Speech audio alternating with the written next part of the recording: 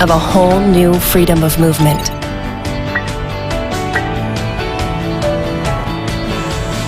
With innovative technologies surfing every domain of our society, so we can reach the unreachable and keep our loved ones safe.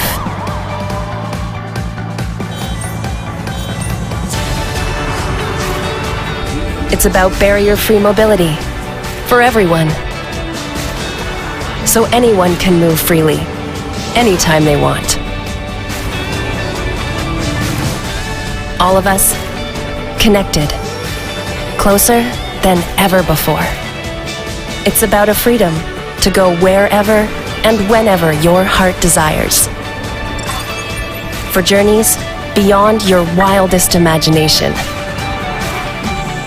To explore those endless opportunities and possibilities in this whole new world of mobility. So come, imagine, and experience the future of transport systems through technology for humanity of infinite possibilities. Beyond mobility, connected world. Right here and right now at ITS World Congress, Gangneung, Korea.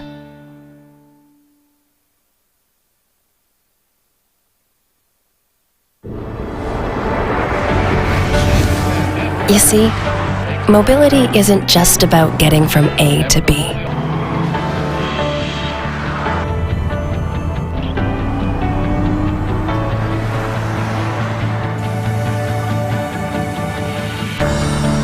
Nor is it about simply going faster or going further. Because the essence of mobility is an opening up new possibilities for a truly different future, for a truly better life. So here begins a new chapter of mobility, redefining what's possible to redesign each and every journey. Every moment, a new discovery of a whole new freedom of movement.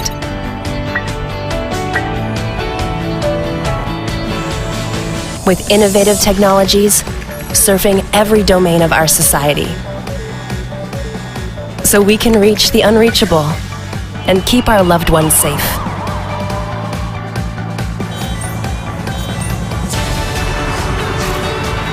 It's about barrier-free mobility for everyone, so anyone can move freely, anytime they want. All of us connected, closer than ever before. It's about a freedom to go wherever and whenever your heart desires. For journeys beyond your wildest imagination. To explore those endless opportunities and possibilities in this whole new world of mobility.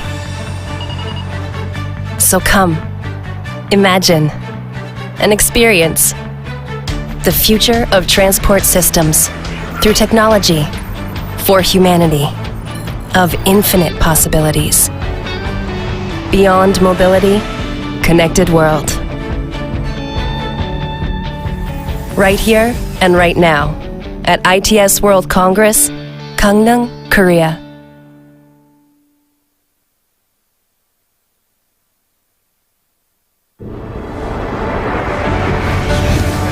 You see, mobility isn't just about getting from A to B.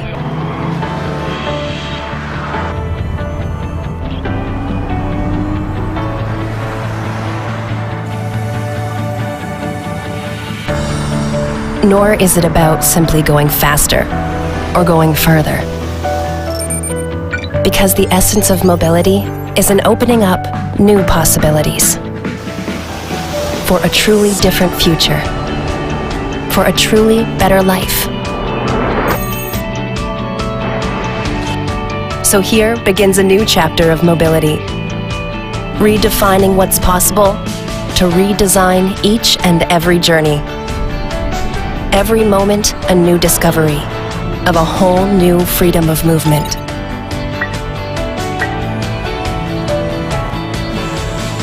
with innovative technologies surfing every domain of our society, so we can reach the unreachable and keep our loved ones safe.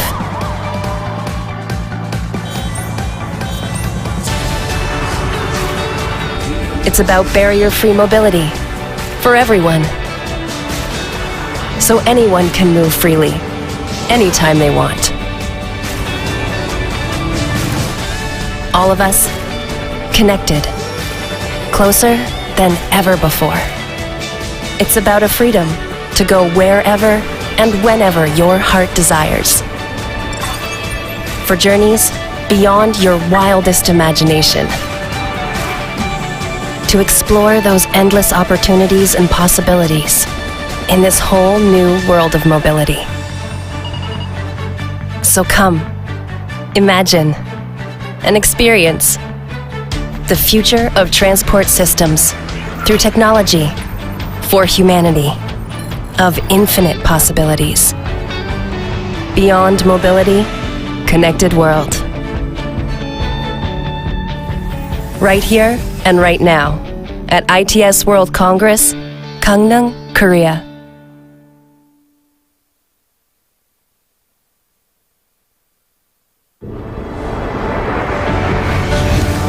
You see, mobility isn't just about getting from A to B.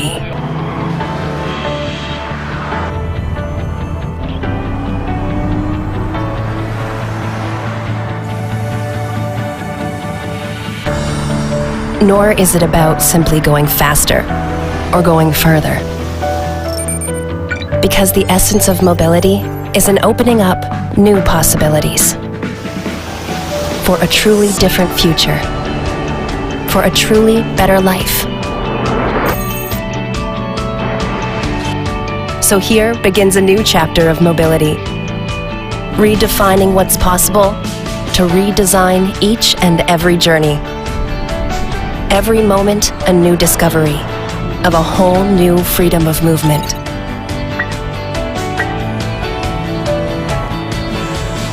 With innovative technologies surfing every domain of our society, so we can reach the unreachable and keep our loved ones safe.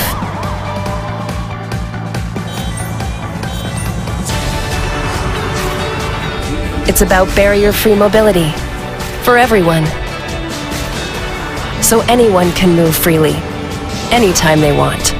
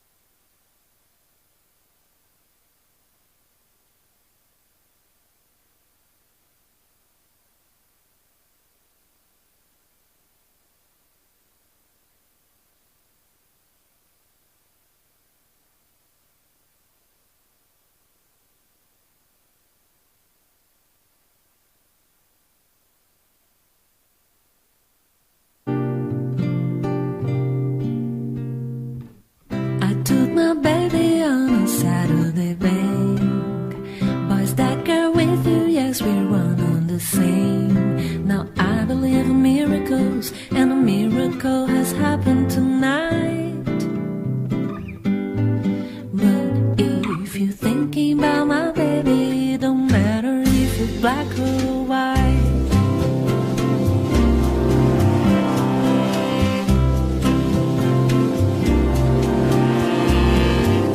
They bring my message in the Saturday sun. I had to tell them I am second to none, and I thought about equality, and it's true whether you're wrong or you're right.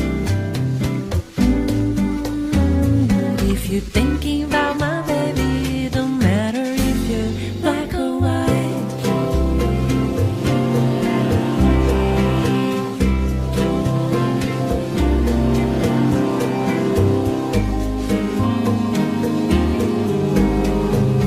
I'm tired of this devil, I'm tired of this stuff, I'm tired of this business. Soon when the going gets rough, and scared of your brother, and scared of no shits, and scared of nobody. Girl, when the going gets me.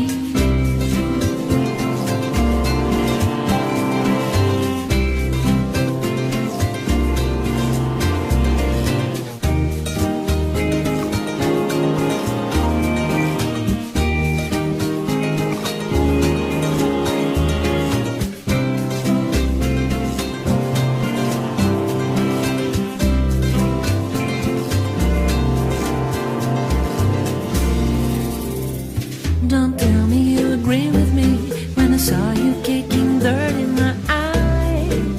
If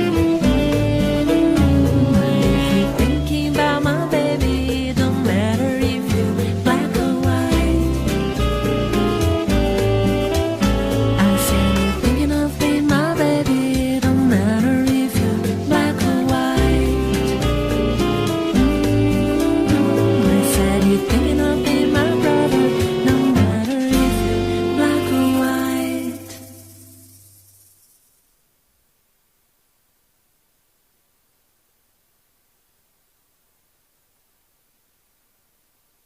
I asked her to stay, but she wouldn't listen. She left before I had the chance to say the word that was meant, the fingers were blocking. But now it's far too late, she's gone away.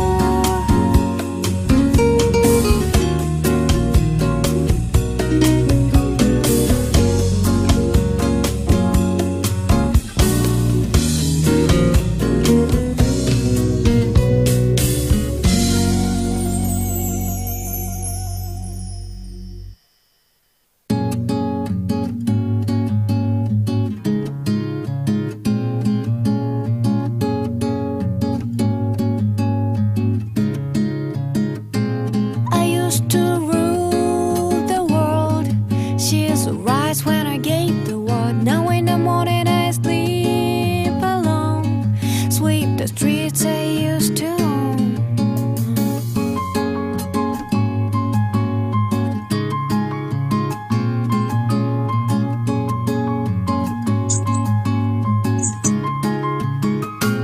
I used to roll the dice, feel the fear in my enemy's eyes. Reason that the crowd would sing.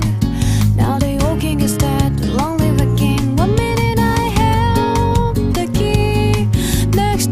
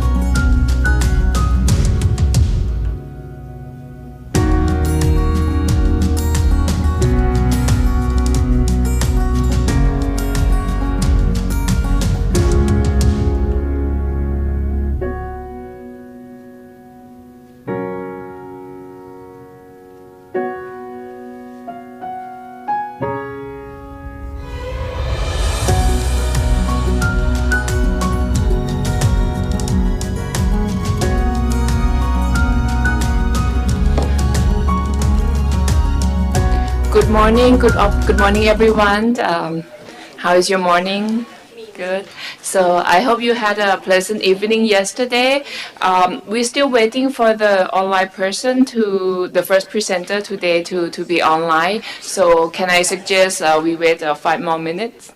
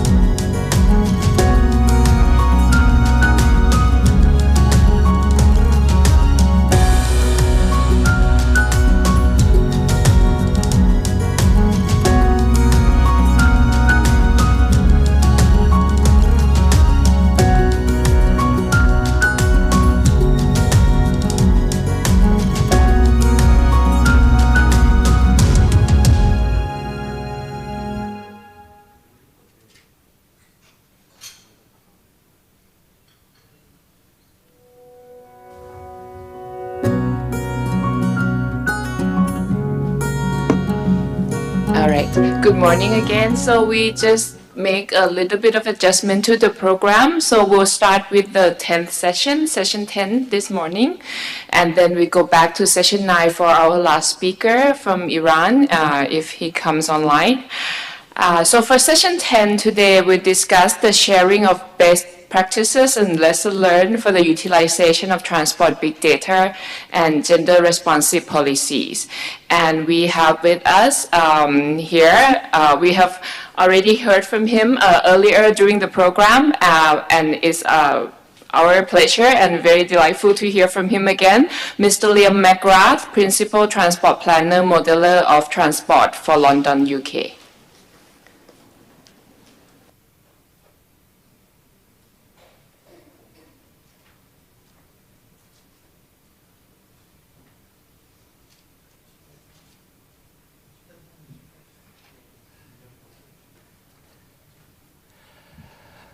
Hello.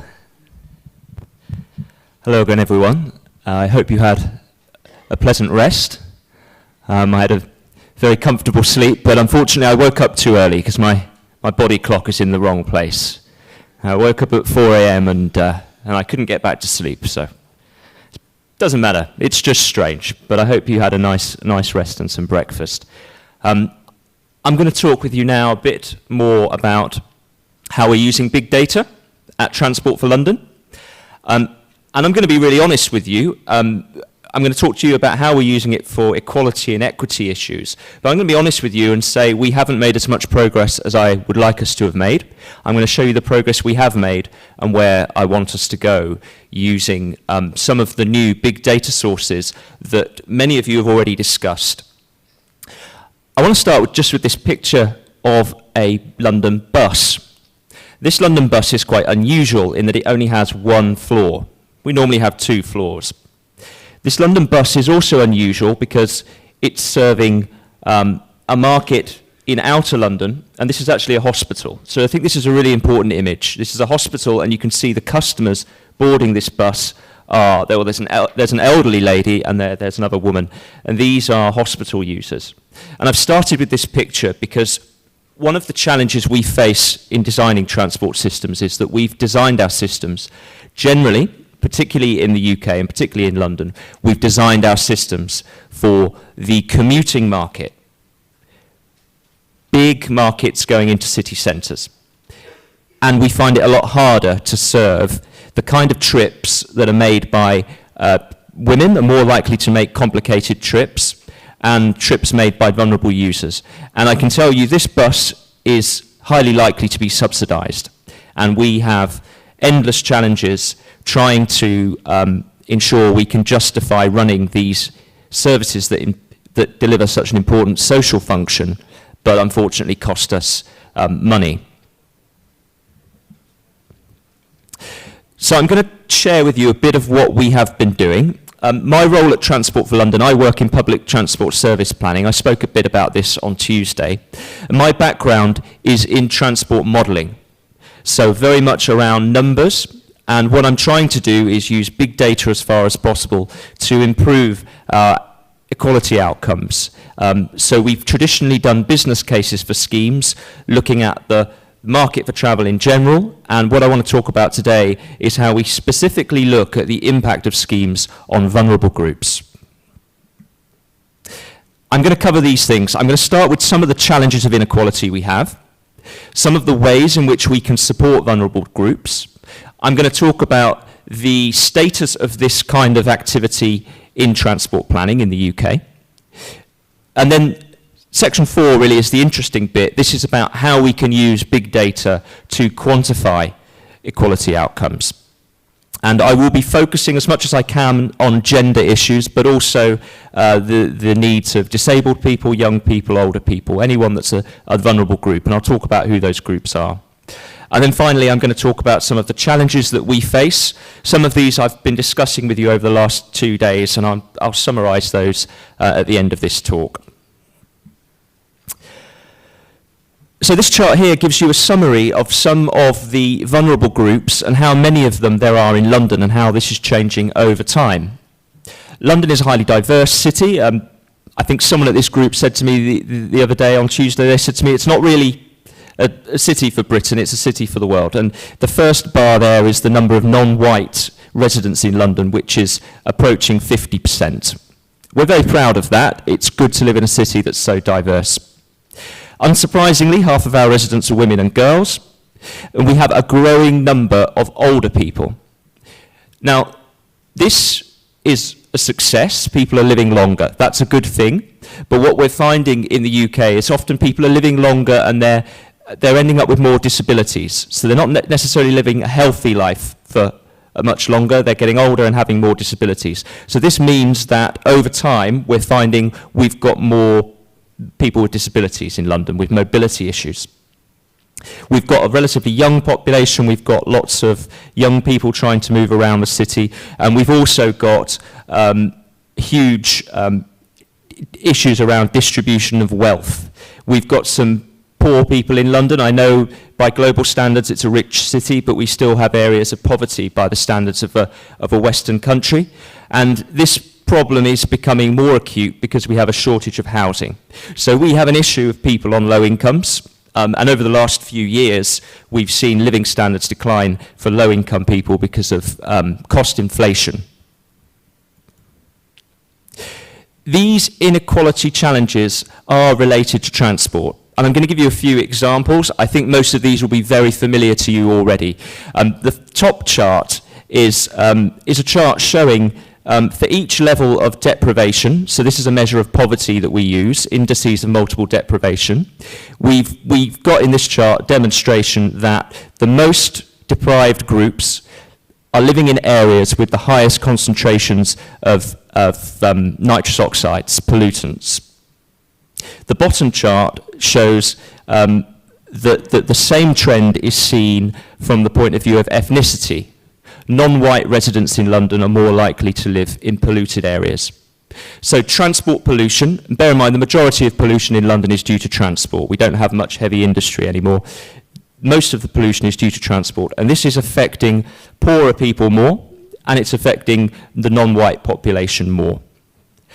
We also know from global evidence, and we've got lots of evidence on this, that pollution affects education outcomes. Children living close to polluted roads are getting worse scores, and this has been studied.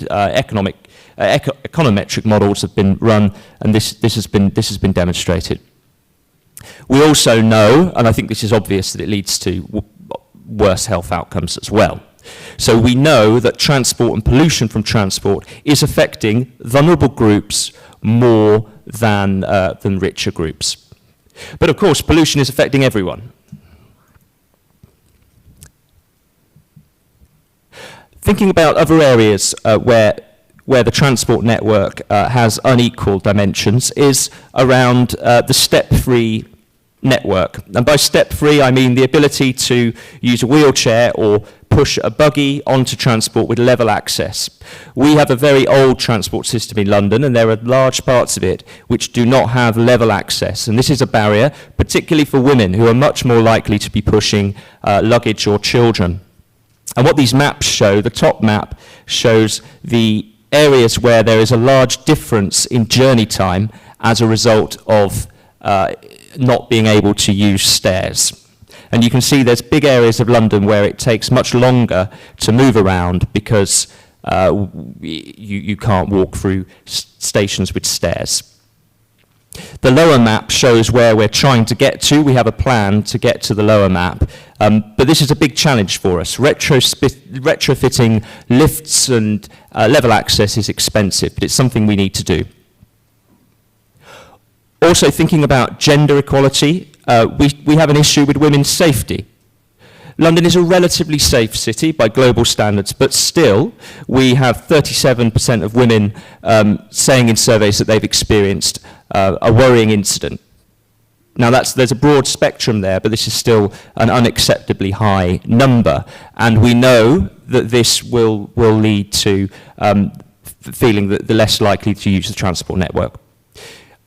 We've also had this very high percentage, 14% unwanted sexual behaviour, which I think is very depressing, but this affirms why we need to have secure and well-lit and staffed networks. There's policies we can do to try to deal with this.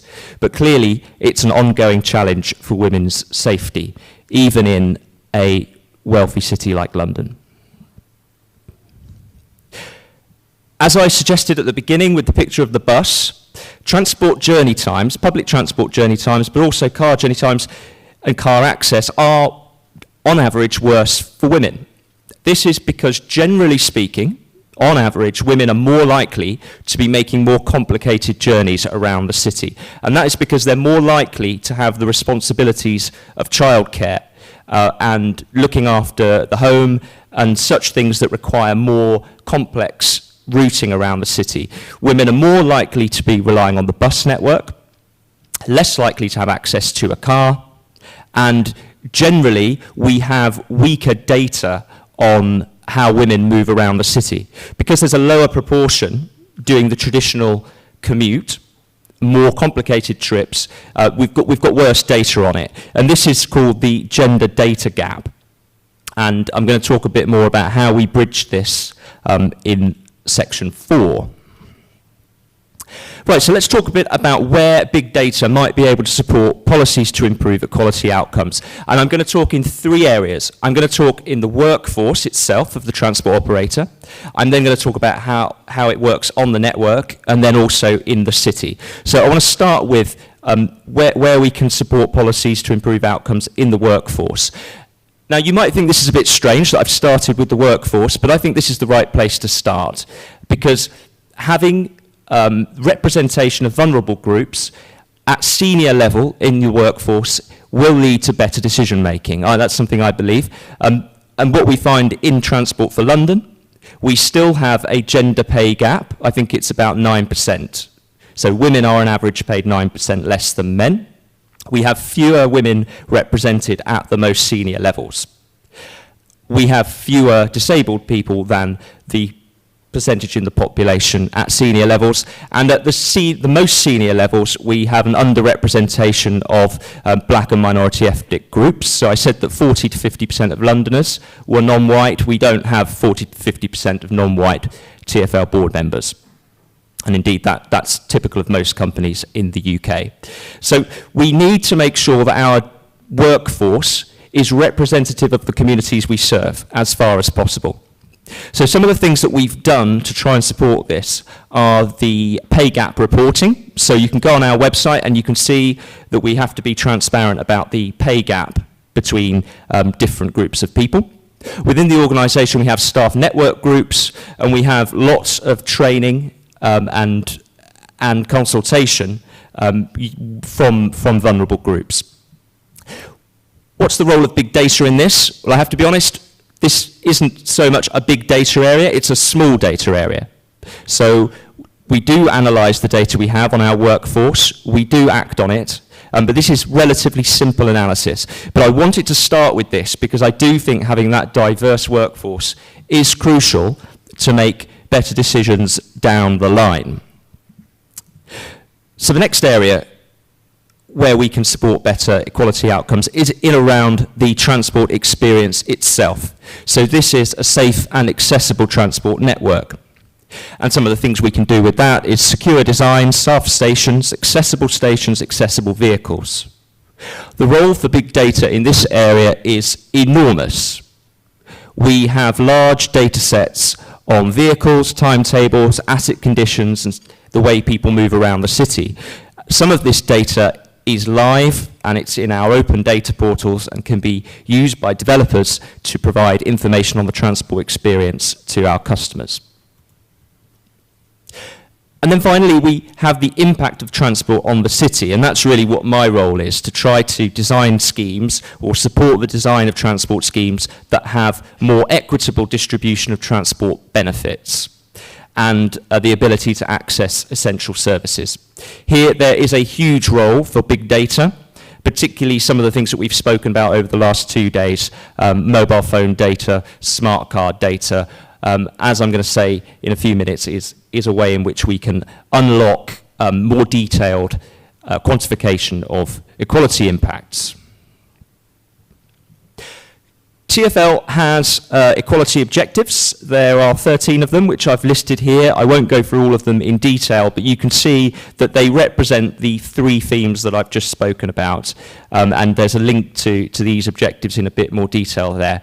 But it emphasises this need to have that representative workforce, as well as actually delivering a network which is useful for all vulnerable groups.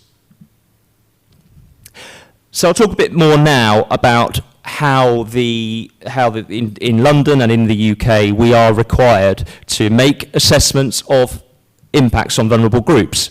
We have the Equality Act, which requires us by law, all employers and all organisations, to consider the impacts of everything we do on these 9 groups.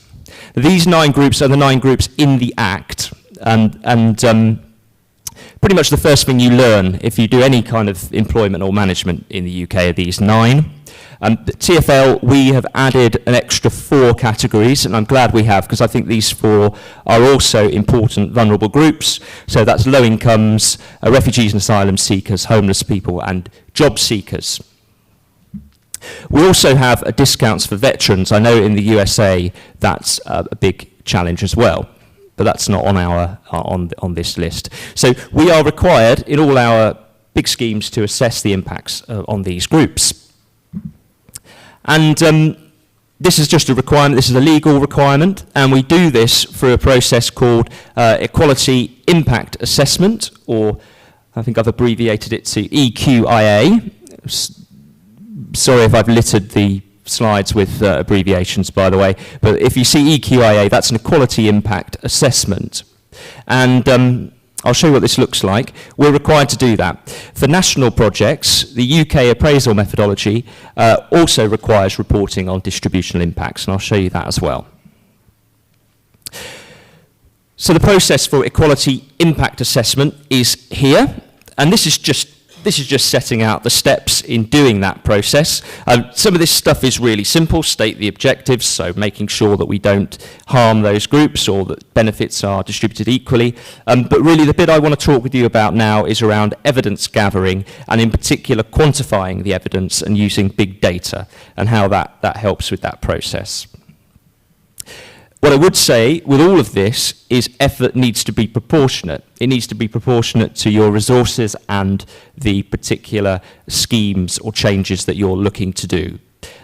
The methodologies that I'm going to talk about can be very, very simple, and sometimes we do deploy simple methodologies for calculating equalities impacts, but they can also be very long and complicated, and it is a judgment that is made by us as transport professionals how much effort we need to put into that.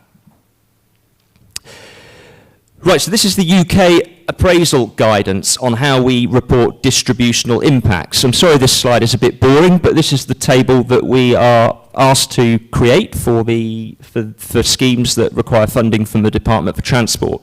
The table on the left is the process that we go through. So we go through a screening process to look at the likely impacts on vulnerable users. And that screening process is about that proportionate effort that I've just spoken about. You don't need to do lots of quantitative analysis if the scheme is small, so it's about making sure it's proportionate. Step 2 is to actually do the assessment, which is a quantitative assessment, and that assessment is looking at the impacts on the groups in the table on the right. And you can see those groups there are pretty similar to the ones that I've just been talking about with the Equalities Act.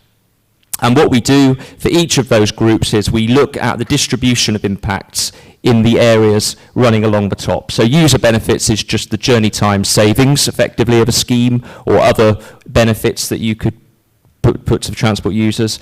And then these other areas that are important, we test the distributional impact as well. So this is the requirement of the Department for Transport, which is the UK National Appraisal Guidance.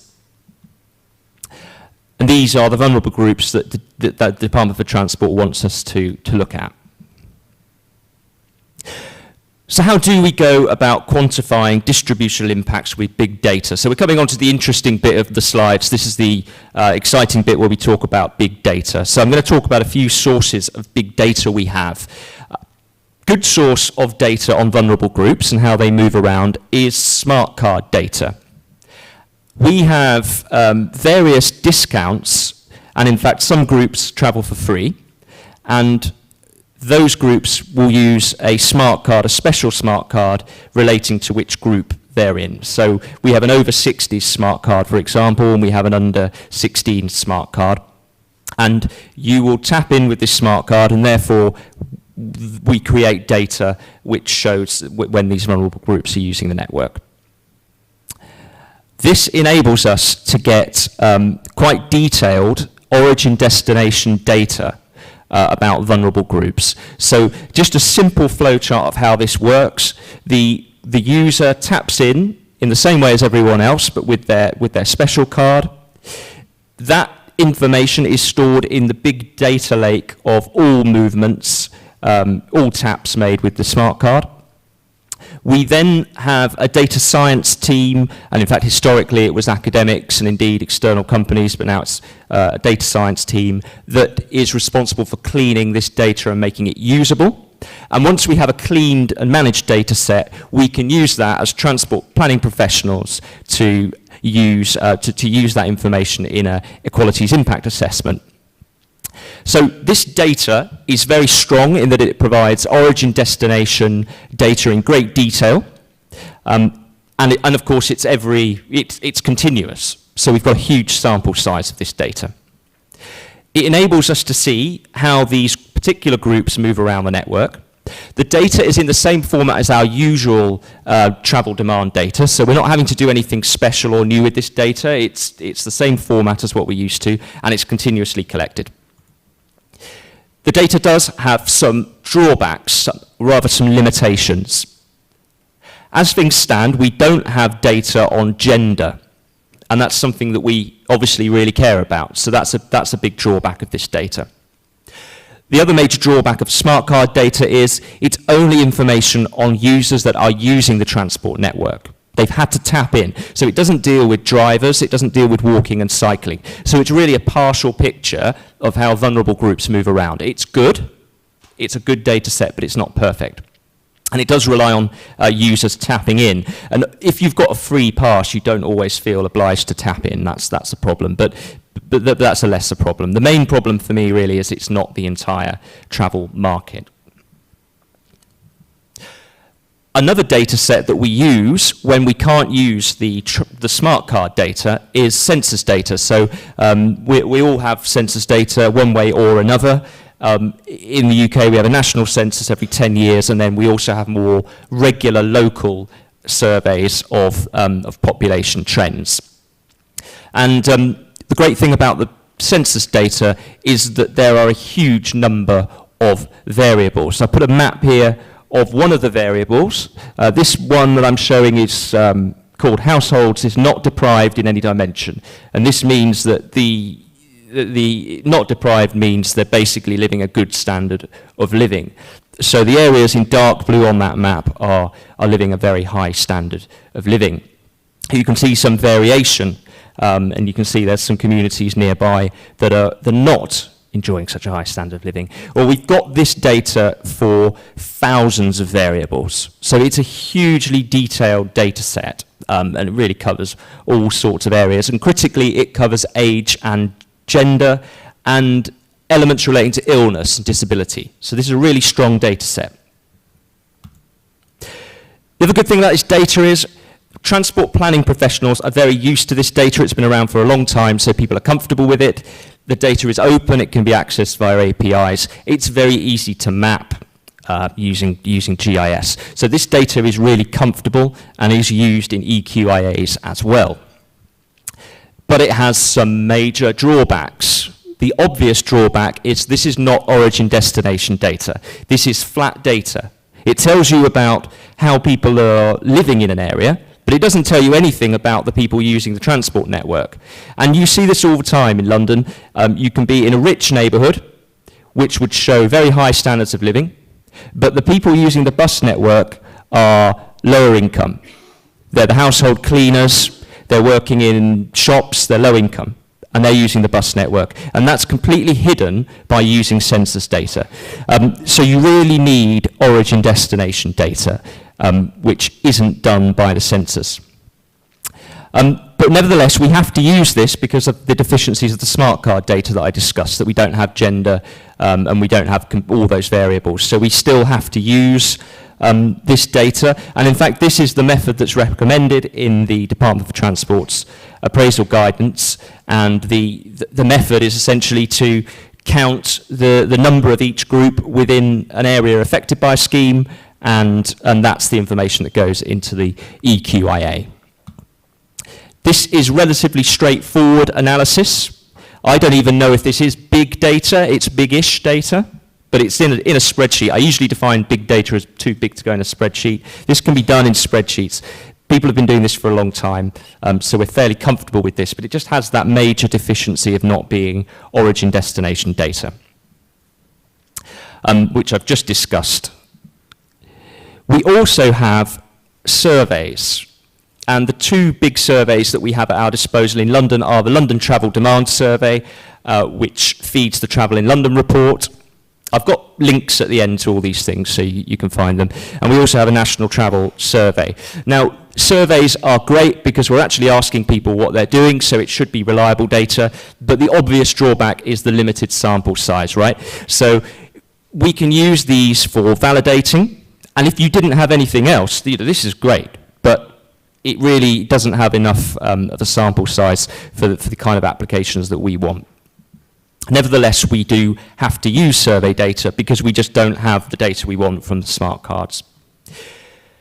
So here's an example, a very simple example that I found in one of our EQIAs. So we've got some bus routes there, and these are bus routes where we're planning to change the bus route. And what the Transport Planner has done is they've used the smart card data to assess the impacts on protected groups. In this case, older passengers, younger passengers, and disabled passengers. So this is using the big data from smart cards that has been curated into a simple format that the Transport Planner can use. Then the Transport Planner has produced this table. This is great, this table is very useful, this one's been published, this is online.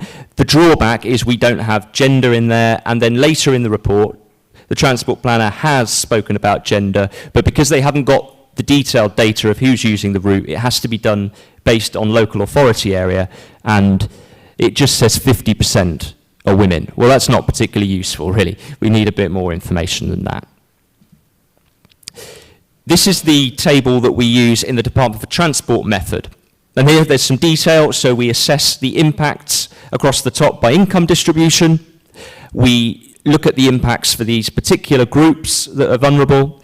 And also at the bottom there, interesting analysis on access to important services, such as hospitals, open spaces, and that analysis is done with GIS. And it can be done in models, disaggregate models as well, using journey time matrix outputs. But this is the table that then goes into the Department for Transport appraisal approach. So this, you can see the way that that's been quantified. I think that's quite useful. But the drawback of this is probably used flat census data, which, as I say, I don't think is as comprehensive and may even have some biases when compared with smart card or other disaggregate origin destination data. So this is where I'm going to, really. We've got these big data sets that we use on a regular basis, smart cards, census, but really these don't do exactly what we want. What we really want is a disaggregate origin destination matrix by vulnerable group that we can use in all our analysis. And luckily, and we've been talking about these over the last 2 days, we have emerging data to do this. And I know we were speaking about mobile network data yesterday, and this is what we are using, and I think this is how we go about doing the equalities assessments at scale in a more accurate way. And we have only really just started to do this, and I think we need to move faster because I think this is such a powerful data set. I've mentioned GPS, we don't use that at TfL, but I see no reason why it can't do the same thing if there's a way that we've got demographic data in the device, and I'm not sure if we do. Certainly with mobile network data, the network operators, they have information on gender, income level. They don't have things like, they won't have ethnicity, which is a drawback, but income level and gender is a good start. This data is hugely powerful, and those of you that have started using it will recognize the immediate problem with it is that it's so big and powerful that it needs really sophisticated analysis to get it into a usable format that the normal analysts can use. So you're going to need really smart people, data scientists, to get that into the kind of data set that you can use, and that is expensive. And in the UK, we found this data is particularly expensive. It's doubly expensive because of the ownership of the data, which is owned by private mobile operators, and also that data science required to make it usable. And typically, those mobile operators have, they've created their own companies to do that data science, and they're charging us a lot of money. I was speaking to a gentleman from Nepal over lunch yesterday, and in Nepal, I understand that it's national-owned mobile data, so it's a lot cheaper. So that's an interesting lesson. For us in the UK, it's extremely expensive data.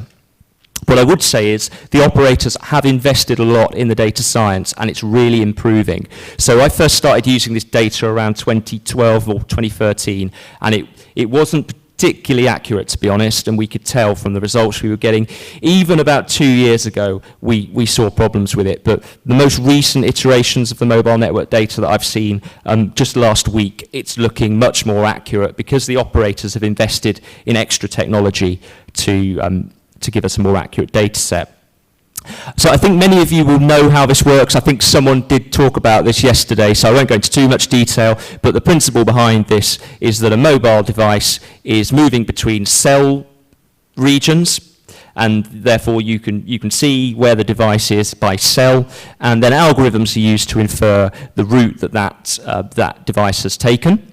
In the case of the public transport network, it uses a combination of the transit timetable, the schedule, and the fact that the mobile devices are clustered to infer a public transport trip. In the case of the road network, it would snap to the road grid. But the output from this, and this is the critical thing, the output is an origin-destination matrix in great detail, critically for us, with gender labelled and income level labelled, and even things like journey purpose labelled as well. So this is exactly the data I think we need to do the improved equalities impact testing. So we have started doing this. We have a model, our demand model called Motion, and this runs in software called Cube. I think I was discussing this yesterday, gentleman from Singapore, from Philippines, and we discussed this model a bit, and this is our main demand model, and it encompasses, the inputs to it are a combination of the mobile network data and other data sources we've got, such as the smart card counts data. And we have in this model segmented information, segmented origin destination data sets in these areas. So areas like income, gender, journey purpose, age, working status, and car ownership. So we have those matrices. And those matrices can be further segmented. So during the pandemic, when we needed lots of rich information on when various people would travel in various restriction levels, depending on which occupations were allowed to travel, we actually broke down those matrices further using census data. So we combined the origin destination data from the mobile phone networks with the census data. We did some data science so that we had really detailed origin destination matrices. So it doesn't really matter how you do this, but the principle is that you want to get an origin destination matrix by segmented user classes. And if we're interested in gender policies, it's simply segmented into male and female, or male and other, depending on how you want to do it. Once you've got those matrices, you can use them to do the assessments individually. You can do all your usual transport planning assessments, but for each of those segmented matrices. And we did this during the pandemic. We did it by journey purpose. I'm sorry, we've not done this by gender yet. I wish we had, because it would have been great to show you a bit more about gender, but we have done it for journey purposes. And this map here shows how some of the journey purposes move around London. You can see education trips, where they are geographically distributed on our rail map. And this enables us to do transport modelling and transport planning for those individual journey purposes. And like I say, this could be extended to age and gender very easily. The existing analysis, because it does do health-related trips and education-related trips, is starting to help us with some equalities outcome assessment. The other thing we can do with this data then is actually start using it in modelling. So we're using it, for example, in modelling the step-free network. So at the beginning of my talk, I spoke about the challenges that vulnerable, disabled people and women face with stairs on the network. And actually, we've got a whole model now that represents the network as it would be if you couldn't use the stairs. So a much smaller transport network. The entire bus network is step-free, but much of the rail network isn't. In fact, on London Underground, only 40% of stations are step-free, and we are gradually increasing them, but it's expensive. So having these segmented matrices and then having a model which specifically looks at the network as it would be for step-free access enables us to do special assessments for disabled groups and women with push chairs. And indeed anyone who wants to use lifts instead of stairs. The model outputs can then be used for a range of issues. So I've spoken about distribution of benefits, how many benefits from a transport scheme are accruing to each of our vulnerable groups, but also other things that affect vulnerable groups. So in our survey of the experience of transport for women, a large proportion of women said that they were uncomfortable in overcrowded trains, so we can see the level of overcrowding. Access to facilities such as healthcare and education, and the distribution of negative externalities such as noise, accidents and pollution. We can also see the number of interchanges, or indeed any element of the trip through the network, but the number of interchanges at bus stops is something that we talk about a lot in our equalities impact assessments, because this is important for women's security, particularly at night, and this has led to us changing how we stop buses or introducing improved bus stop facilities such as countdown information, improved lighting and security.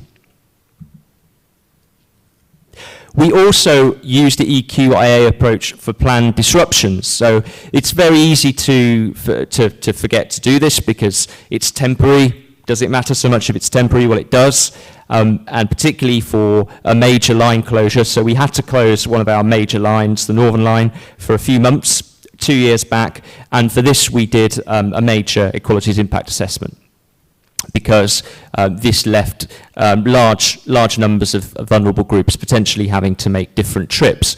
And I think it's important to note that if you are a vulnerable group, particularly disabled, rerouting, changing your route through the network is more challenging. It's quite easy if you're able-bodied and fit, you can just say, oh well, I'll go a different way. But if you're a vulnerable group, you need to plan more. And what this enables us to do is take a lot more care in the planning of closures. So if we know we've got a closure coming up, we know we need to contact certain groups, increase the publicity around the closures. And all of this can be quantified and automated. And here I come to the challenge. When we did this piece of work, we were so busy in my department that we just didn't do as much of this quantification as we would have liked. We did some, but in all the busyness of our jobs, there was just wasn't enough time to do as much of the quantitative analysis using the big data as we would have liked. And I think this really starts to come to one of the major challenges of deploying big data in this way. So I was trying to think about how the development we have of using big data in assessing distributional impacts, and really I think there's a tension here. There's two things going on at once, and I think a speaker at the beginning of yesterday spoke about this, and this is the evolution of data quality versus the evolution of the ability to use that data. So the evolution of data quality is quite easy to understand. That is, we're getting more devices, more big data, and it's getting better quality. And I've given some examples there. You know, simple data, survey data, census data is a bit more complex and bigger, and then the biggest of all, which is disaggregate origin destination data from mobile phones. So the data quality improvement is easy to understand. But the other area that you have to keep improving, almost to keep up with the data quality improvement, is your ability to use that data. So you can have the best data available, but if you haven't got the capability or the space to deploy that data, then it won't get used. And by ability, I mean a whole range of features, not just your skills, but also the capacity of your business to understand it. And just before I started this talk, I was speaking to some of the guys at the back about the ability of an organisation to even be aware that this analysis is possible. So an EQIA assessment might be done and the writers wouldn't even know that it was possible to deploy big data. The business might not have the capacity, there's a lag. So these two progressions, if you like, over time, they overtake each other. I remember a few years back, we thought we did know how to use the data, but we didn't have the data. Now I'd say it's the other way around. We have the data, but we're grappling with how to use it.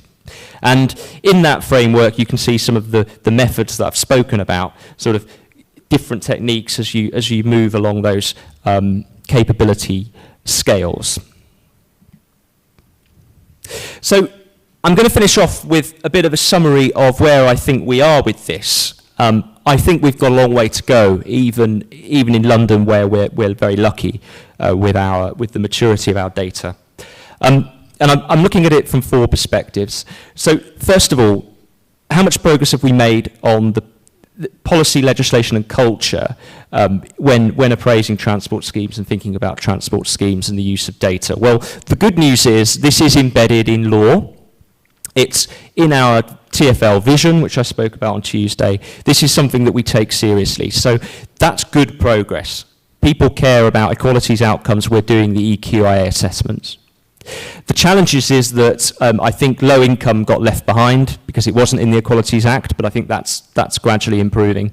And culturally as well, I think generally the financial case, the business case, the value for money case, it still dominates thinking about transport appraisal. People always ask for the value for money case, the BCR. So that's still the most important thing. We need to raise the prominence of equalities, equity analysis.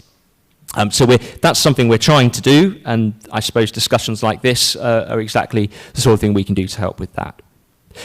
The next area is deployment of these techniques. And as I just said on the last slide, I think we've made some progress on this. We are doing the EQIA assessments, but the extent of the quantified analysis, the extent of using the big data varies. And I think there's a lot more scope for this. That we can do much more. We can also do much more automation. We've got too many transport planners having to do things manually. We could automate a lot more of this.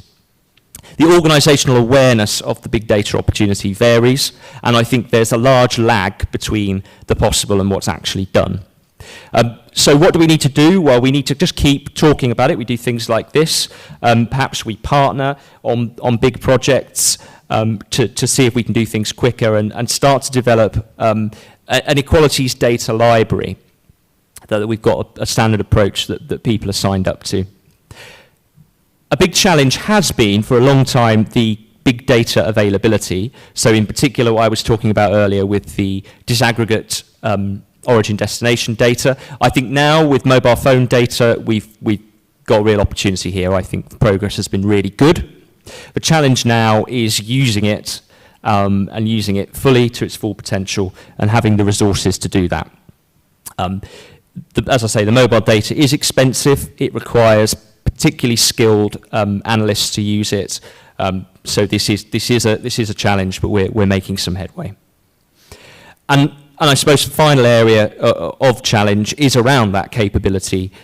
So we are getting gradually over time, and I think this is probably true everywhere in the world, a generation of graduates with decent data science skills, and the proliferation of courses online in data science means we've got a much more skilled workforce in this area. It's easier now to give a big data set to an employee and say, do some work on equalities impacts using that data.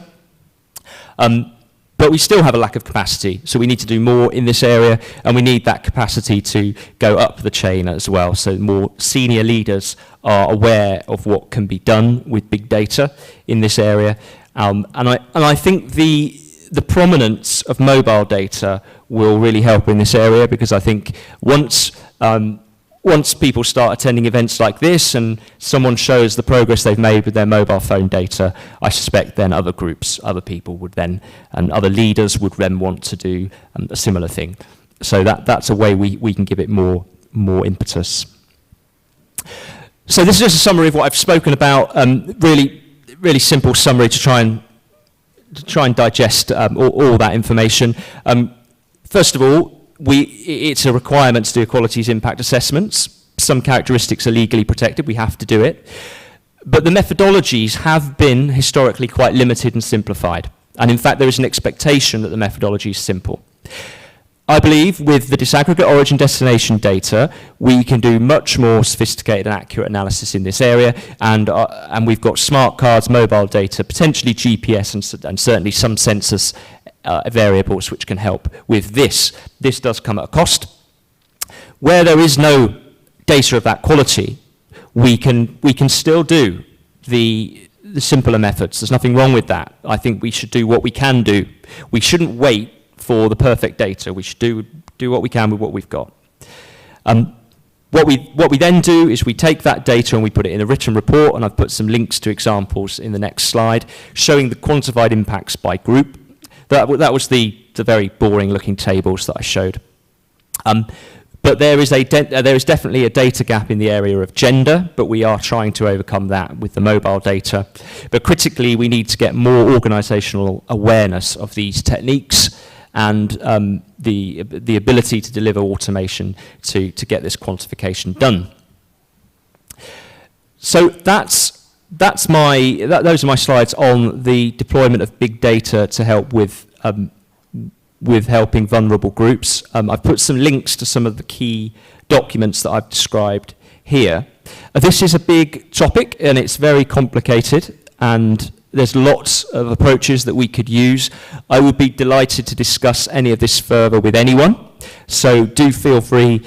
We can either have a chat today, or you can contact me by email. This is an important topic for me, so I'm keen to hear what other people around the world are doing in this area, and to share ideas and best practices. Thank you very much. Thank you very much, Liam. I think that's a very interesting presentation. So we heard about challenges of inequality in transport, especially for the vulnerable group, including women as well, who have social function that require the access to different type of service which influence the pattern and behavior. And actually those pattern and behavior is more complicated, right, for the woman. And at the same time, this group of vulnerable road users is also facing risks such as safety. And we have heard how big data has helped. It was very interesting to see that, how you have the legal requirements, right? The Equality Act that London has or the UK has that require the assessment of impact. Help a lot in terms of the policymaker or people at working level to actually look into it, because it's being mandated. So that's one of the interesting aspects, and how the TfL has used the big data through smart card and different data sets, like mobile network data, to actually help tailor-made the better service provision to this vulnerable group. So thank you very much, Liam. I open to any question that you may have to Liam. Yes, please. Yes, thank you for the very informative presentation, Mr. Liam. I have a question with regards to information sharing on big data. So speaking from local experience, information sharing is quite a challenge in my country. This is in terms of legislation and MOU signed between the key implementing partners among government ministries. So I was wondering whether it's the same in your country when it comes to information sharing. So I give you a scenario. So if our Ministry of Natural Resources and Environment applied to World Bank for funding for LiDAR, so they have this set licensing for LiDAR. So when we, the Ministry of Works, request for data from MNRE, we have to liaise with World Bank or the other respective government ministries in order for us to obtain that data to assist with our system. So I bet that's my question, whether it's the same issue with your country. Thank you. I'm sad to say that it is the same issue. And this is a regular problem we have, and it always has been for as long as I've been involved in transport data. We, as I said on Tuesday, in London, Transport for London is responsible for most of the public transport, but there's a large elements of the rail network that we're not responsible for. And we can never get data from those operators, even when the shared goals are quite clear. And it takes a lot of persuasion, and sometimes we will get it, but it takes a lot of work. And it really slows down, and it means that things that would help vulnerable groups don't happen at the speed that they would otherwise happen. So it's a massive roadblock. Also, with academic partnerships, we have problems where TfL owns some data, and we've got data sharing policies that means that my team can't share our data with academics. This is a huge block. It feels unnecessary to me. So when you think about solutions to this, I think first of all, if we raise the prominence of this data in providing these essential solutions, now you've probably tried that already, but that feels to me, the more that sort of larger bodies say, stipulate there needs to be more data sharing, but perhaps we need to think more about data sharing earlier when we set up organisations in our countries. I don't know how we do that, but that feels like a way we could. But I think you're talking about a common problem, and I think a few people mentioned this yesterday. So it's a big problem for us.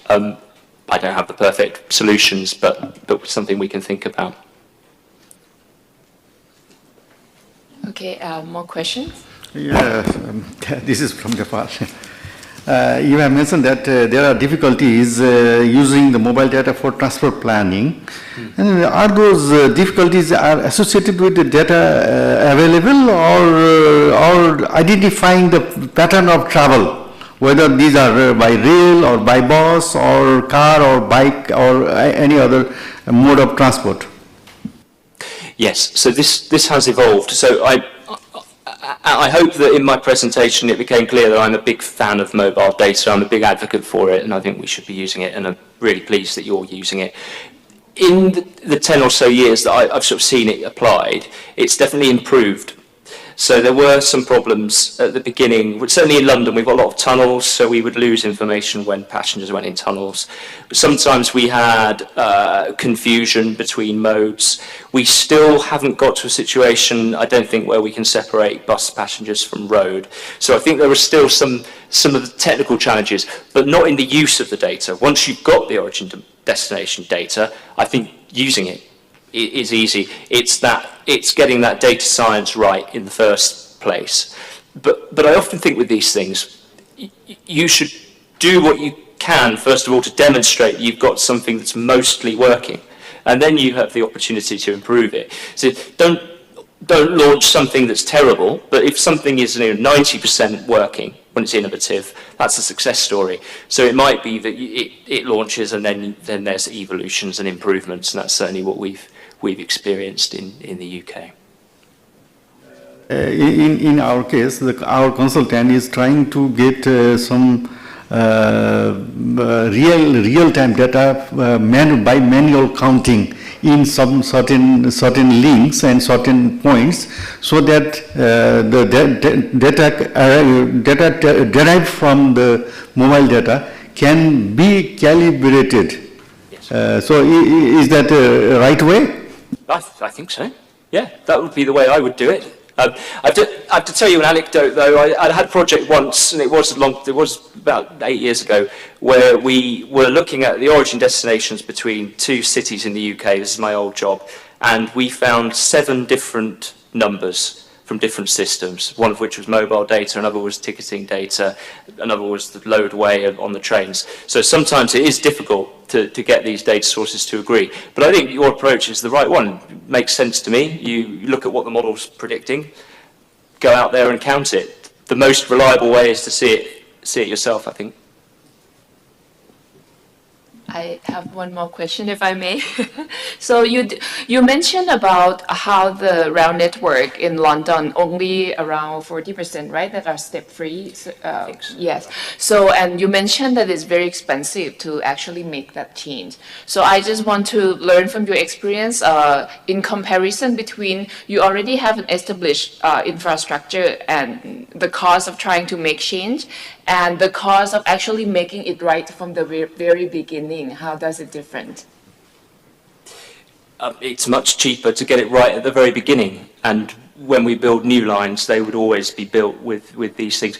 Doing it retrospectively is difficult because there's just too much there's too much urban infrastructure in the way.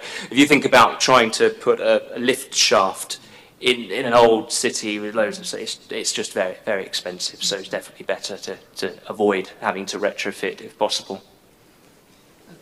Thank you very much, and I think that that's a great lesson for us. For those that, you know, why we are at the early stage of the development is actually much cheaper to do it right. So when we provide public transportation, the concept of providing accessibility to all group of users, including disability group, is also something that we should keep in mind and consider, I believe. So thank you again, Liam. Thank you very much. So we will move to the next presenter under session 10, Ms. Hyun-Suk Park, General Manager of ITS Korea.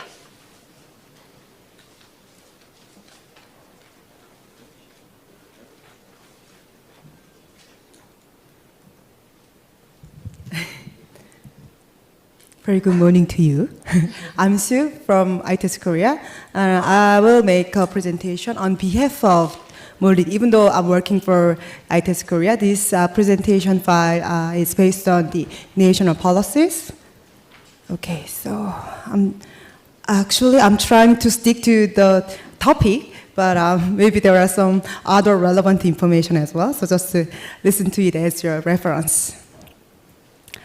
So this is, we are now talking about big data, right? In Korea, we call it ITS, Intelligent Transport System. We can say this like smart transport.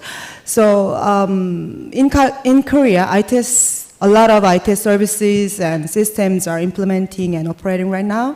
Actually, it's, in Korea, we adopt this smart transportation only 90s, and now we are still working on that. And as you see here, we are very much working on digital infrastructure.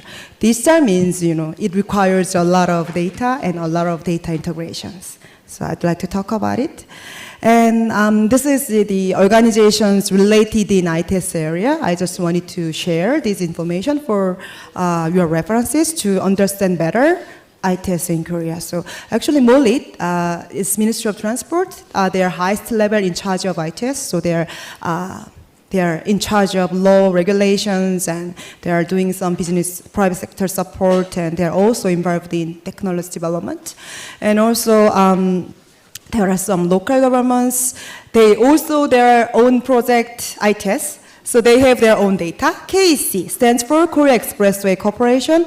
They are in charge of everything about expressway, from the instruction, operation, maintenance, and even ITS implementation as well. So KEC has their own data as well. KAIA and this National R&D Institute, they are more like related to research and research development. So KAIA is planning and allocating the budget and some evaluation and certification about this project. And these, the KOTI, KICT, and these are the National R&D Institute. So they are quite much working together in public sector. And there are private sectors. They are developing their own technologies and sometimes manufacture devices on that. So actually, I'm working here, ITS Korea. So we are playing on bridge role between private and public sectors. And sometimes private sector has some demand, suggestion, ideas in ITS area, and they have we collect those opinions from this private sector, and we forward those opinions to Molit. And Molit sometimes has some notification and guidelines regarding ITS implementation, and they share those information with ITS Korea. Then we will distribute those information to both private and public sectors. So this is basically how we're working together. So, before I want to talk about our big data, I'd like to talk about, some like systematic things like laws and standards, because without those systematic fundamental things, we cannot handle the data properly. So actually, all the ITS project and implementation is done by this act, National Transport System Efficiency Act. So under this Efficiency Act, we have our national master plan, and local government has their own ITS master plan as well. So we are trying to keep balance it between national level master plan and local government level master plans. And this is really about architecture and in ITS area, in smart transportation, there are so many services like, the ETCS, electronic toll collection, automatic fare collection, and enforcement, and traffic management, sensing. There are a lot of services are operating each other. And our government think that to make that interoperable and comparable, we need to have some comprehensive framework to make it more effectively implementing. So when we start our ITS implementation, we established this framework, which is the ITS architecture. So you see that actually to ensure interoperability and comparability, we have this one.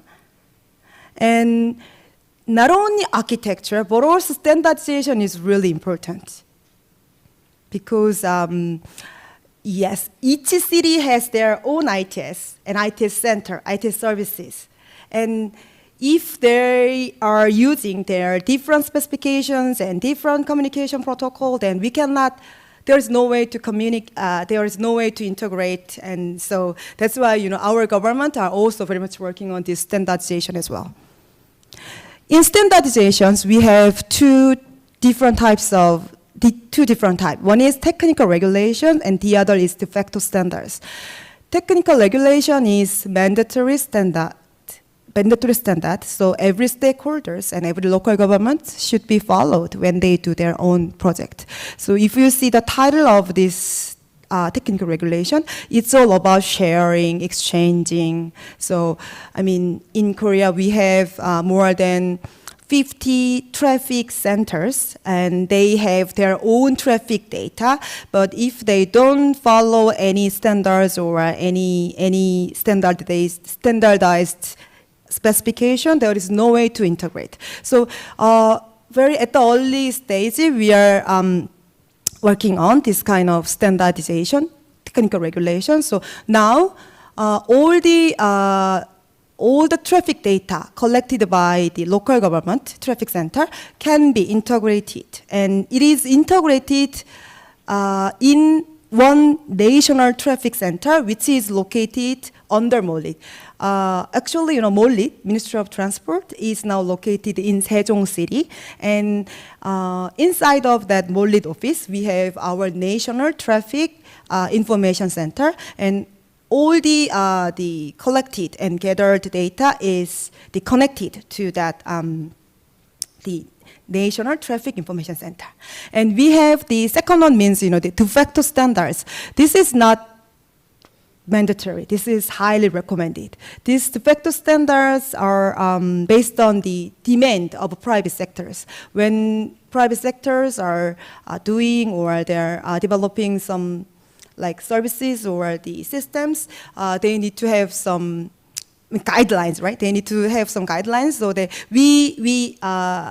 actually ITS Korea, we are operating standardization body. So under the standardization body, we're trying to gather all the relevant stakeholders in one place, and they talk to reflect these technological trend. We need to have this kind of the standards. Then there is de facto standards. If government think that one of de facto standards is really essential, is really important, then we can ask that de facto standards to be notified as technical regulations, which is mandatory. So this way we can handle and organize our data. So actually, earlier I mentioned about architecture, right? So under architecture, we categorize the service area and services. The first architecture was established 1999, and every 10 years we updating this architecture. And this is architecture 3.0, which is announced this year February. And if you see here, we are working on the low carbon growth driven traffic control, because now we are many countries and many worldwide, the trend is to focusing on zero emissions. So we are added this kind of service area. And also, going forward, digital infrastructure and some fourth industrial revolution, we need to integrate and connect every big data. So we connect, manage integrated traffic information into our service area. So yeah, this is very complicating diagram, but it's trying to say that now we are upgrading the sensors, services, and we are more trying to collect real-time the traffic data. So we can provide any the safety-related information in a timely manner. And also we are trying to use some new technologies like drone and image processing systems as well. So we are now working on this type of services.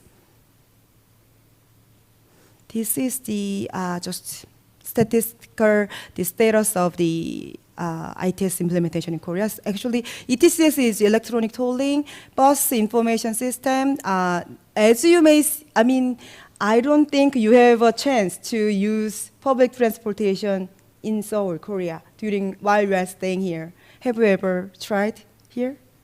Yeah. So actually, I think I can say that, Korean public transportation is quite convenient, and every bus stop in Seoul, they're providing the real-time bus information, and every city has these BIS services as well. So, we have Seoul here, and there is very suburb area, and a lot of buses are operating between the suburb area to Seoul. So we need to integrating all the BIS data to give more meaningful data to the users. So we are also integrating all the public transportation data as well. And you will see, I'm not sure you know that, but in Korea now, if you have one transportation card, you can use it everywhere in Korea.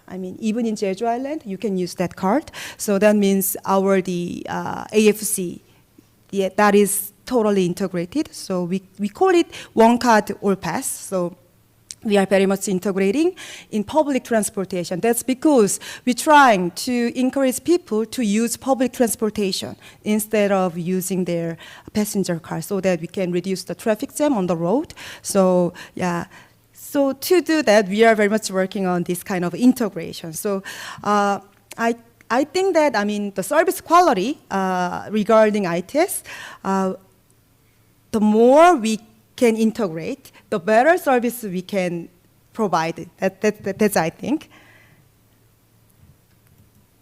And this is some figures that shows the ITS implementation effect. If you see here, I'd like to mention about this bus information management system.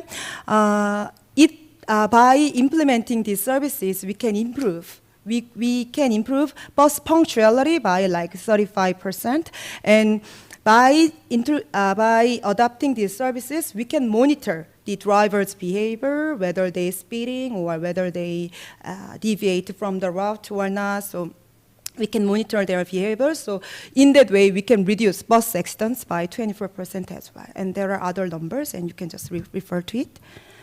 And now, you also know this CITS. CITS is cooperative ITS based on vehicle-to-vehicle information and vehicle-to-infrastructure information. Means that we can collect a lot more information like weather data and traffic situation data real time based on local dynamic maps. So all of this data can be sent to the traffic operation center, and this data real time providing the vehicle drivers, and maybe in the future we can provide this data to the users as well. So this is the national plan. As I mentioned that, I mean, we keep updating our ITS architecture every 10 years. Likewise, we also keep updating our ITS master plan every 10 years because we need to follow the technological trend. It's really challenging pronunciation today for me, technological, yeah. To reflecting technological trend and development, we also updating the ITS master plan every 10 years. And recently we announced ITS master plan 2030. And it says that we are going forward to digital road network, digitalization of, infrastructures digitalizations. So our main area is safety, efficiency, innovation, and convenience. So a lot more the data is integrating. If you see here MaaS is mobility as a service. This is the upgraded version of a public transportation service. This can be possible when all the relevant public transport data can be integrated. But it's really challenging because right now all the stakeholders are different and their interests are sometimes very conflict. So it's really tough and challenging target, but our government and maybe it's like in case of Seoul, they are very much working on this kind of MaaS. And as far as I know, Kakao applications are providing this type of MaaS services to the people. So you can use public transportation, taxi, KTX, and all the transportation mode reservation you can make through the Kakao Map. So we are now working on that gradually. And one of our topic is gender issues on transportation area. Actually, in Korea, we don't have any specific gender issues, but we are also very trying to take care of the vulnerable users, the elderly people, and so one of our target of ITS Master Plan 2030 is convenience. Specific goal is inclusive mobility for all, convenient to use anytime and anywhere. So I think this is not directly to that topic, but this can be the cases. So I just would like to introduce that one. These days, the local area, there are many isolated area where mostly elderly people are living. So they don't have proper transportation for moving. So that's why many of our local government trying to autonomous shuttle, or demand response transportation, DRT, yes. The kind of things we are trying to adopt to take care of those vulnerable users. So nowadays there are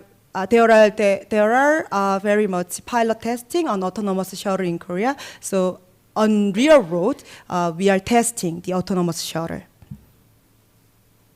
And this is the future roadmap. So yeah. Yeah, this is also, as we told you, by integrating all the data, we are trying to realize digital twin, and by establishing digital twin, we are predicting some situations before certain situation happen. So this is our goal. Yeah, so we are very much working on that, and all of these services and all of these are based on the data integration and data handling. So we are now very much working on that. So I already told you about this architecture, ITS Architecture 3.0, and this year we released this one in public, and we encouraging many people to use this architecture when they design or when they plan, and when they plan their project, they need to follow this architecture. And also, as I told you, we have the National Information Traffic Center on the MOLIT. So from this year, our MOLIT is trying to make this kind of data analysis enhancement, because under the National NTIC. Under NTIC, there are so many data collected. So Molid is trying to effectively analyze those data to provide better services. So we are very much working on that. So these are data collected under NTIC, and they are now the finding ways how we can effectively analyze and how we can utilize this analyzed data to the like traffic management or that, yes. And this is almost last pages. Actually, I'm not sure you know that, but in Korea, we are planning two international events. One is ITS AP Forum in Suwon in 2025, and right after a year, 2026, we'll have Gangneung ITS World Congress. And through hosting those both international events, we are exhibiting and we are demonstrating future-oriented services. So I want you to be there. But and I think you can experience many of Korean advanced technology in person there, because during those forum and World Congress, we are trying to provide some opportunities that you can experience the technology in person. So I want you to come, and you will see this kind of services there. So Gangneung is also a very fancy city for tourism. So it's worthwhile visiting if you not be there. So this is the end of my presentation. Thank you. Thank you very much, Ms. Park, for introducing us for us the Korean ITS service and the roadmap that you're having. So we saw from her presentation that the implementation of ITS actually helped generate benefit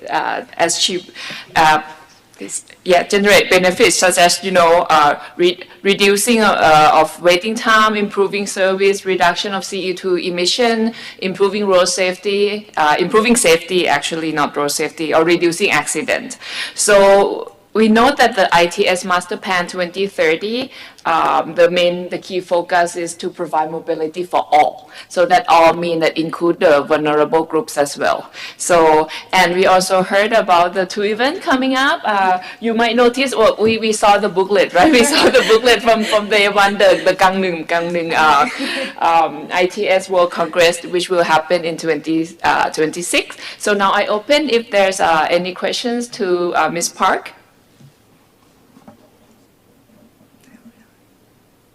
Okay, so she has given a very clear presentation then. Okay, all right, so thank you very much again.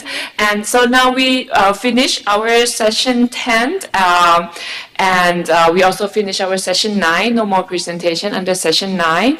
So the last session is on the conclusion and recommendation, in which we will go through the draft conclusion and recommendation that is being prepared, capturing from our discussion during the last 3 days.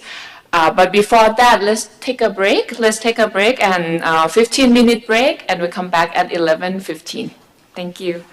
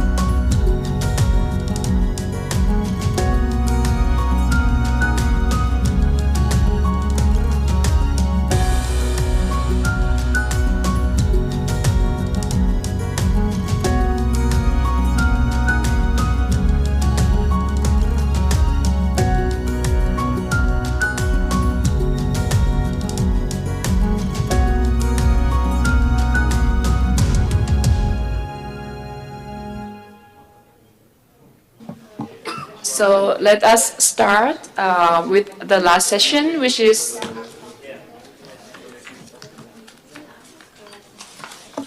session 11 on concluding and wrapping up of the regional meeting and expert group meeting. So basically for this last session, we will go through the draft recommendation and conclusion.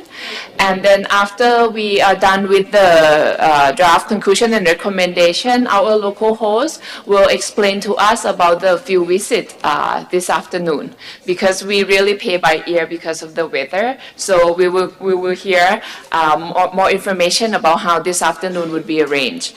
But let us start quickly with can you see the screen, the conclusion and recommendation of the regional meeting. So maybe we can go paragraph by paragraph. So the first paragraph, can you make it a little bit bigger? Yeah.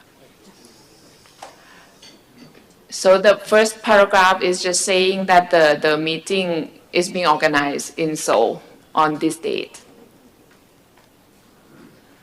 Okay, can we move to the second paragraph? The second paragraph lists all the ESCAP members that participated to the meeting. So if you could have a quick look, seeing if we miss anyone, please let us know.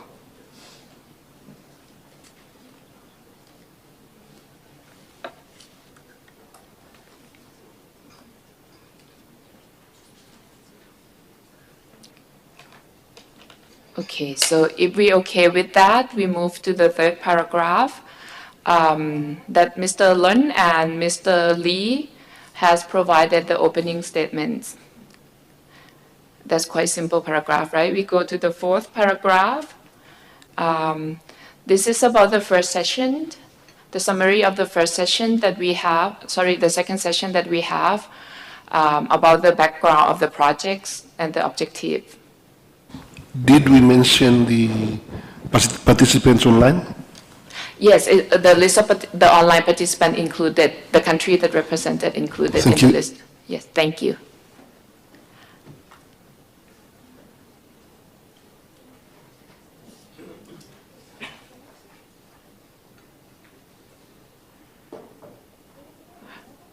Maybe I just read out that. The meeting was informed of the background and objective of the project, developing a regional roadmap to support regional cooperation for the wider deployment of sustainable smart transport system, which, one, emphasize issues including transport CO2 emission in Asia. Two, highlight the importance of smart transport systems in achieving sustainable development goals. Three, showcase leading technologies and new trends to support smart transport system. And four, underscore the role of ESCAP in developing the regional roadmap on smart transport system in Asia and the Pacific. We okay with that? All right, thank you. So let's move to the paragraph 5. The meeting acknowledged the findings of the study report regarding the analysis of the trend of smart transport technologies, the analysis of smart transport related policy plans and strategies, and draft regional roadmap to support regional cooperation for wider deployment of sustainable smart transport systems, and its strategies and policy plans for smart transport system development in Asia and the Pacific.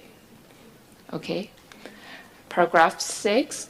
The meeting was informed of smart transport technologies and trends including artificial intelligence, AI, big data, smart mobility, active traffic management, connected vehicle applications, cooperative driving automation. Okay. Paragraph 7. Recognizing the paradigm shift toward mobility and the importance of smart transport system, the meeting discussed the role of stakeholders in promoting smart transport system in Asia and the Pacific. In this context, the meeting recognized the important role of city and national governments, academia, non-governmental organizations, international organizations, international aid agencies, and private sector in promoting smart transport system at national and regional levels. The meeting took note of, 1, the challenges and future opportunities of city governments, 2, a variety of functions of academia, including education, research and development, and policy advisory. 3, the role of non-government organizations in promoting collaboration and partnerships among stakeholders. And 4, the role of private sector in introducing emerging technologies and trends in transport systems. Okay, paragraph 8. Acknowledging the importance of collaboration, the meeting discussed the necessity of regional and global dialogues to leverage the benefit from smart transport system for the achievement of the Sustainable Development Goals. Particularly, the meeting highlighted the importance of clear vision and partnerships among all stakeholders for the utilization of smart transport systems. Okay. Paragraph 9, the meeting expressed its appreciation to SCAP Transport Division for preparing the draft study reports and facilitating consensus building on ways forward and future actions, particularly the regional roadmap to support regional cooperation for the wider deployment of sustainable smart transport systems. The meeting emphasized the importance of the coordinated effort and thus adopted the regional roadmap and recommended further consideration by the Committee on Transport to endorse the regional roadmap at its 8th session in October 2024. Right, paragraph 10. This is about the Seoul Declaration that we have discussed on the first day. So the meeting adopted the Seoul Declaration on regional roadmap to support regional cooperation for the wider deployment of sustainable smart transport system, which contain the strategies and policy plans and the need for substantive support from SCAP. And then the list that you saw is the agreed text that we took from the declaration. So I think we don't need to go through them again because it's already agreed. Okay. And then paragraph 11, the meetings expressed their appreciation to SCAP, Ministry of Foreign Affairs, Republic of Korea, the Ministry of Land, Infrastructure and Transport, Republic of Korea for organizing the meeting, the Korea Institute of Civil Engineering and Building Technology, ITS Korea, and Seoul Urban Solutions Agency as co-hosts for their hospitality, and to the expert for their participation and sharing of experience at the meeting. And then last paragraph, these conclusions and recommendations were adopted by the participants at the meeting in Seoul, Republic of Korea on 13 July, which is today. Is that okay? All right, thank you. So that's conclude the recommendation for the regional meeting. Now we proceed to the conclusion and recommendation for the expert group meeting, because basically we are two meetings that that you are attending actually. So the first two paragraphs is the same. The first paragraph is just saying that the meeting is being organized, and the second paragraph is the list of participants and representatives from countries. We will have also the full list of participants with your name on it, but that will be finalized after the meeting. So paragraph 3, the meeting discuss and exchange information on policies, plans, best practices, and the challenges in utilizing transport big data and deploying smart transport system in their respective countries. In this context, the meeting recognized the important role of a regional roadmap for smart transport system in improving the efficiency and equity of transport services, including greater data sharing and in reducing environmental externalities, including greenhouse gas emissions from the transport sector in Asia and the Pacific. In this context, the meeting acknowledged the need to take into account emerging trends such as the use of big data in their policy formulations to support efficient and environmentally sound smart transport system options. Okay.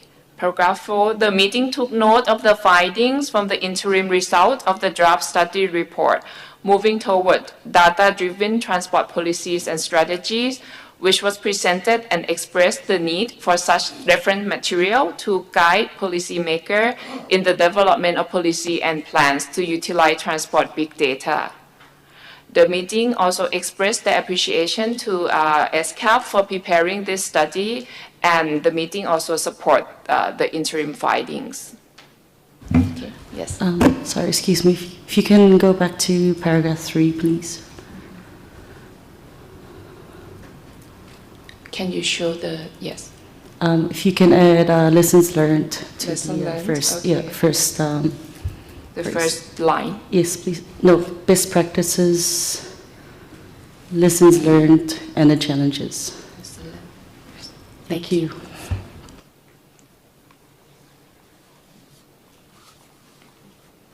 Okay. Okay, shall we move to the next paragraph? Paragraph 5, the meeting noted the challenges and constraints faced by some least developed countries, landlocked developed countries, and small island developing states in formulating and implementing smart transport and transport big data policy and strategies, including the lack of fundamental transport facilities, budgetary and legislative support, technical capacities, established standards, cooperation among stakeholders, and system integration. Okay. Paragraph 6. The meeting shared national plans, strategies, and projects related to smart transport system and the utilization of transport big data, and recognized the different level of development. The meeting thus underscored the need to reduce development gaps among countries in the region to ensure seamless, unfragmented smart transport services across the countries. Furthermore, the meeting acknowledged major challenges and issues such as isolated systems, the lack of architecture and standard, data incompatibility, and interoperability issue of multimodal transport services and transport corridors. In this context, the meeting stressed the importance of regional cooperation and collaboration, including to share experience, knowledge, and lessons learned. So paragraph 7, the meeting acknowledged the challenges and supporting policies of inequality in transport, the role and impact of transport big data to support vulnerable groups, and challenges for using transport big data to improve equality outcomes.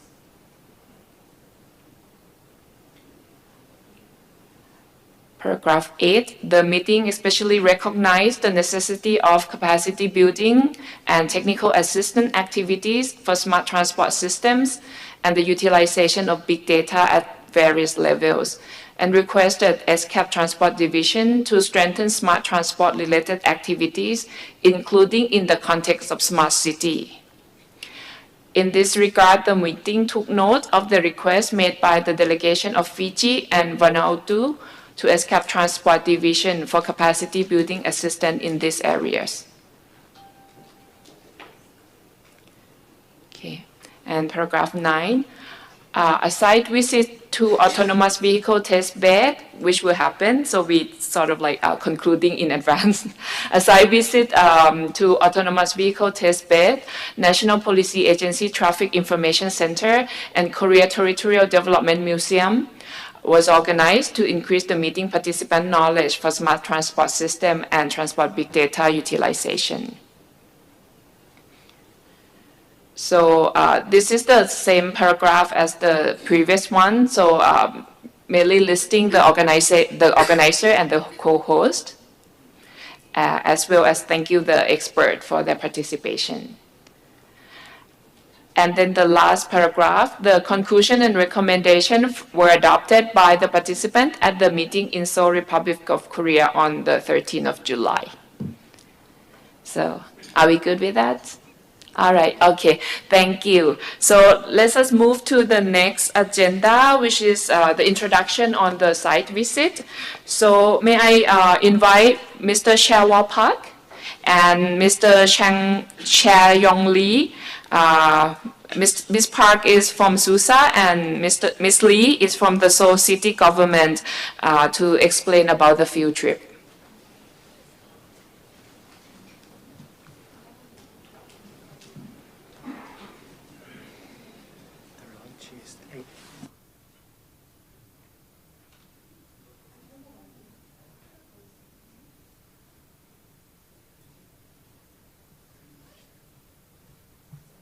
Good morning.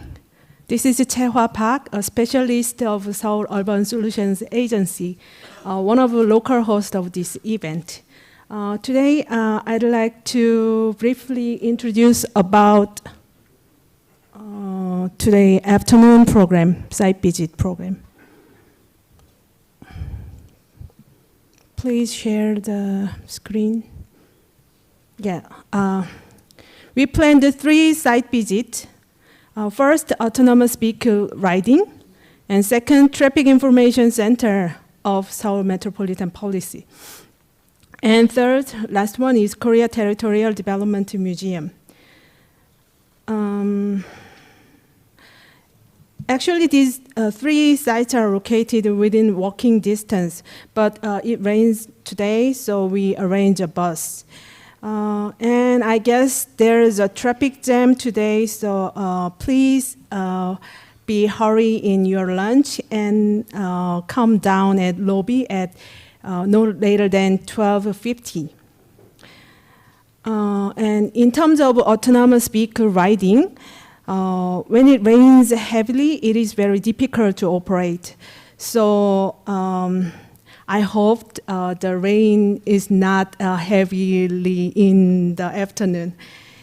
And if anyone who is not able to join the site visit, please let me know before lunchtime.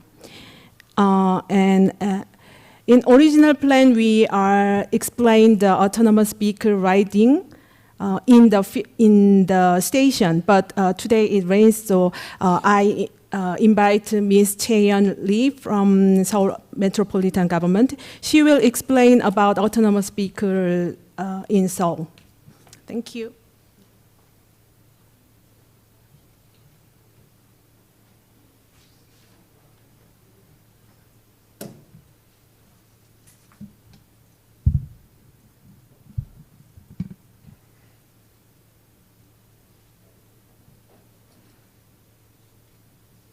Perfect. So, hi all. This is Chae-Yeon Lee again that you met before, the day before yesterday. So, we, Seoul Metropolitan Government, announced the Seoul Self-Driving Vision in 2021. And our aim is to become one of the world top 5 self-driving cities. So, starting with Sangam in December 2020, pilot drones have been operating in 5 areas currently. So the first pilot drone is Sangam. It is the largest one in Korea also. So there are 4 routes in Sangam with a total of 32.9 kilometer routes and 6.6 square kilometer areas. So users car ride self-driving vehicles with 1,200 Korean won or 2,000 Korean won, which is about $1. And the second one is Cheonggyecheon. It is quite near here, so you can experience them if you want to experience after all the schedule if it not rains. So there is only one route here, and the total length of the route is 8.8 kilometer, and there are 3 mini buses that can accommodate 6 people at once, and it is free now. And next slide, please. So the third area is Gangnam, which is also famous for Gangnam Style, as you know. And while other areas operate buses, but we are piloting level 4 robo-taxis in Gangnam, and which is the busiest commercial district in Seoul too. So it will find the shortest route in real time by evaluating the traffic situation according to the origin and destination of the passenger. And the operation area will be 32 rows and spanning 85.3 kilometers this year.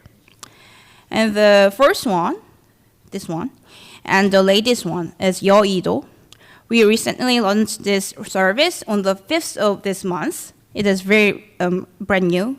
And 2 buses run on a 30.1 kilometer route, connecting a parking lot in Yeouido to the National Assembly building, and they are also free of charge too. And lastly, you will experience a self-driving bus in Cheongwade area. Cheongwade is also known as Blue House, which is a major tourist attraction in Seoul too, and it is formerly a presidential office and residence too. So there are 2 self-driving low-floor electric buses are in service for free, and for the first time in Korea. And buses with the same specification as city buses began operation in December 2022, last year. And like regular city buses, the arrival time of these buses is displayed on the bus information terminal, which is the BIT that I explained the day before yesterday, at the bus stop and for improved convenience. And even though it is free of charge too, but people have to tap their own transportation card to calculate the number of users. But we will tap today. And for our future plans, we intend to operate autonomous electric buses in popular areas in nighttime, specifically from Hongdae to Sinchon to Jongno, which is also very popular areas in nighttime too. Well, they have very high demand for late night travel, and we hope to launch this service within this year. So this is the brief overview of our self-driving vision, and wrap it up today, and let's go to lunch. Thank you.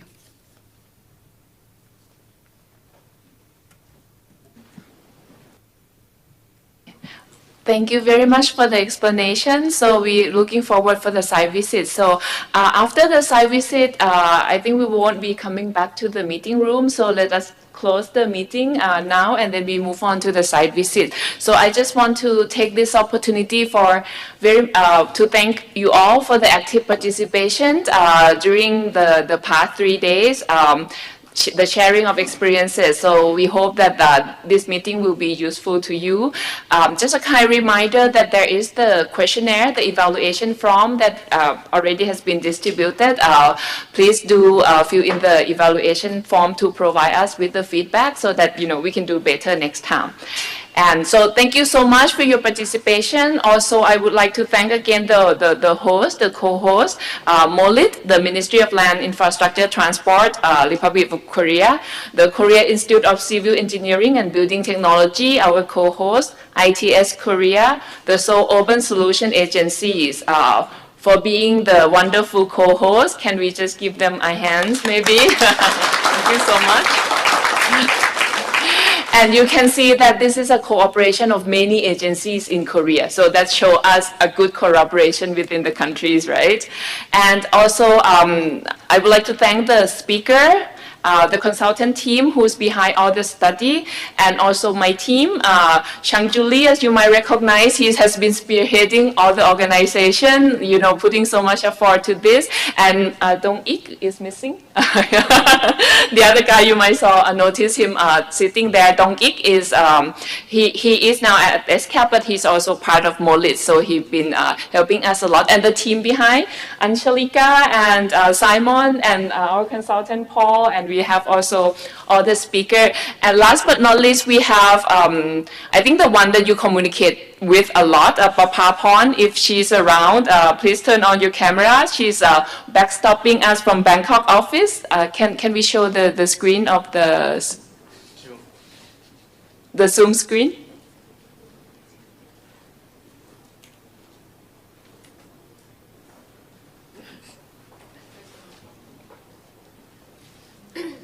That's her. Okay, so she has been helping all you guys and backstopping us from Bangkok. So thank you. So thank you very much, everyone, and enjoy lunch. And I will see you at the site visit.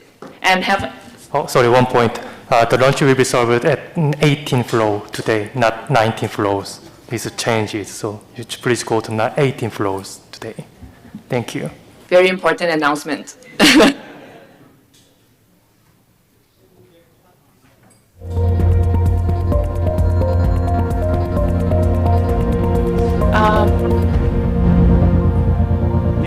If you want to change, if you want to get changed for the site visit, I think that's okay. That's okay. But just have to manage the time a little bit.